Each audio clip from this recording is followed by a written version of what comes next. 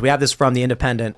GoFundMe launched for Donald Trump's unjust $350 million fine in civil fraud case. So there's a whole bunch I got to say about this. First of all, GoFundMe? I'm surprised they didn't ban it outright because they just ban everybody. Give, send, goes right there. Secondly, 10,800 donations already. $556,000 raised of $355 million. I don't know that they're going to make it to $355 million. But I would just like to point out, with Truth Social about to get their deal done, the Digital World Acquisition Corp or whatever it's called, Trump stands to make $4 billion. What? Okay, it's stock value. You hear about this?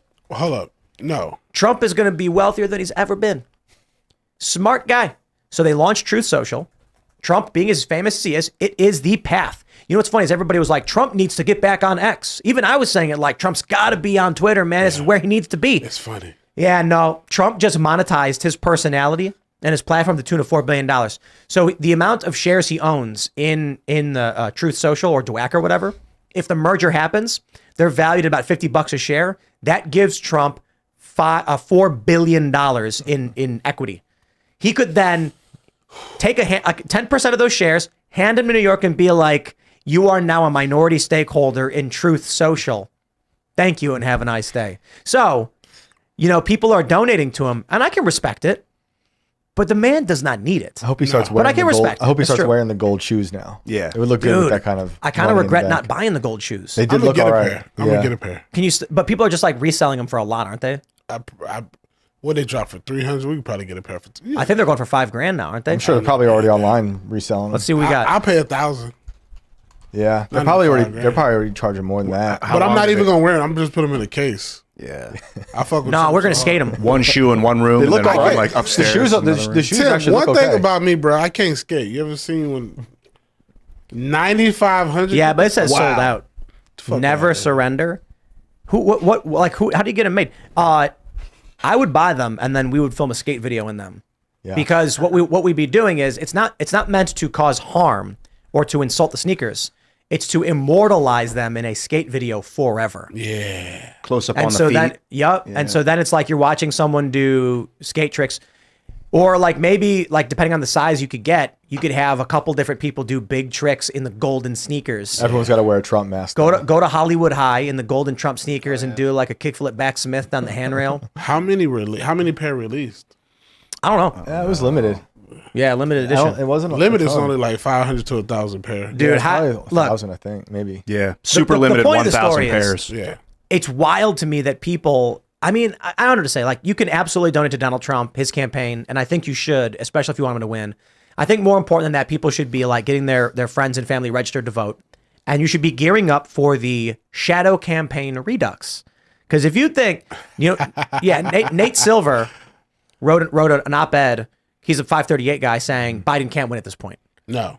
And I'm like, okay, look, Nate Silver's a poll guy. Mm-hmm. So he's looking at the game, fixing his glasses and going, well, based on the rules of the game, I don't see how Biden could possibly win. And then Joe Biden goes and flips an ace out of his sleeve. He goes, oh, look at that. Throws on the table. And then he's got a royal flush. Okay, if you think the Democrats are not working a shadow campaign right now like they did in 2020, I got a bridge to sell you. No, I got some golden sneakers to sell you. I actually don't. I wish I did. What is your thoughts on like politics and who to vote for and how to do it? So here's my thing, bro. Up until 2020, I say I didn't really care, more, Democratic.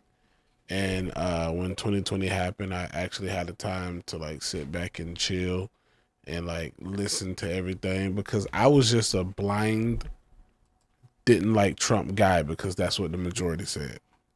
And when 2020 happened, I went to reading and, looking at stuff and seeing what this dude did.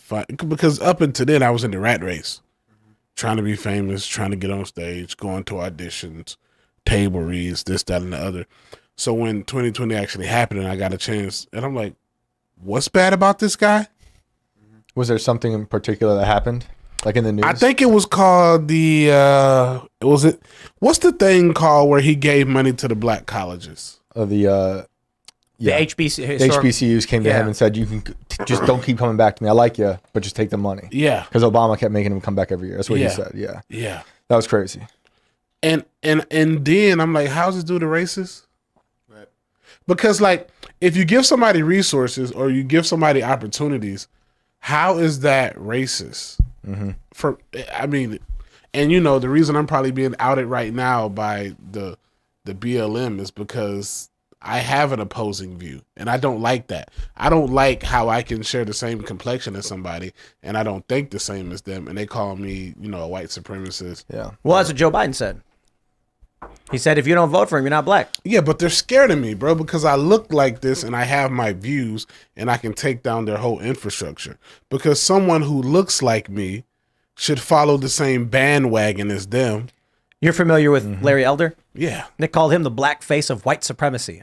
Like, what does that even mean? Yep. It's just like, we're going to say words to shock and offend They people. call me a white supremacist this week.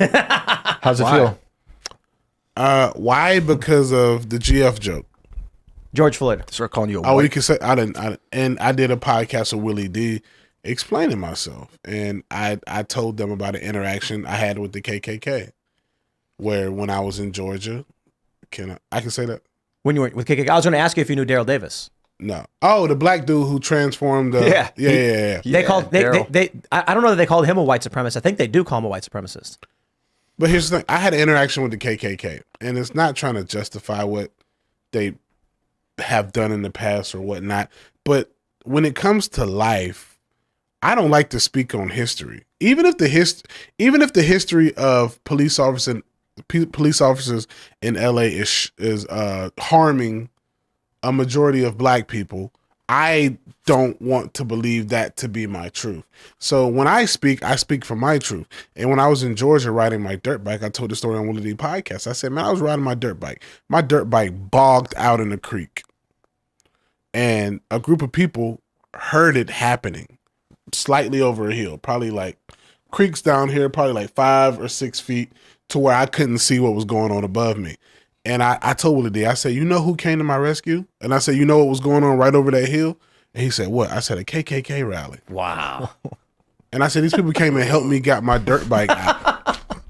That's ridiculous. They helped me get my dirt bike out and they said, go, get out of here. Were they in their hoods? Yes. What? Someone needs to draw this. Dude, this is wild. Wow. That's what I'm saying. Yeah. Like, but if I would have listened to everything a black person has told me and looked at every video, those can be extremists. Just like when it comes to slavery. Whenever I think, and me personally, whenever I think a person who shares my skin color thinks of slavery, they think of Django. They think of a big house with 300-400 slaves, but that's not how slavery actually was. It was a lot of poor farmers with 1 or 2 slaves, and they couldn't afford to treat them like shit.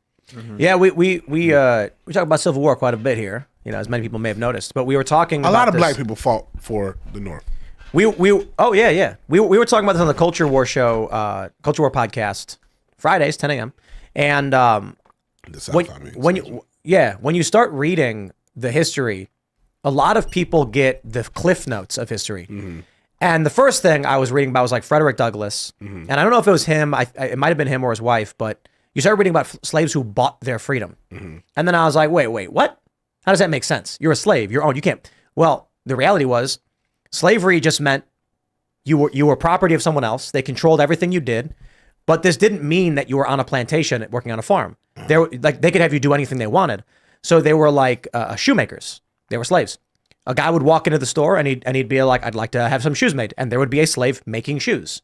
And slave owners would let the slaves take cash and make money for themselves to buy their own food because it was easier than slave owners managing everything for them.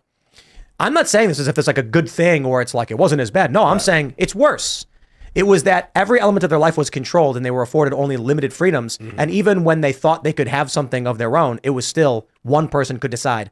But my point ultimately is there's a broader view of what was ultimately going on with slavery.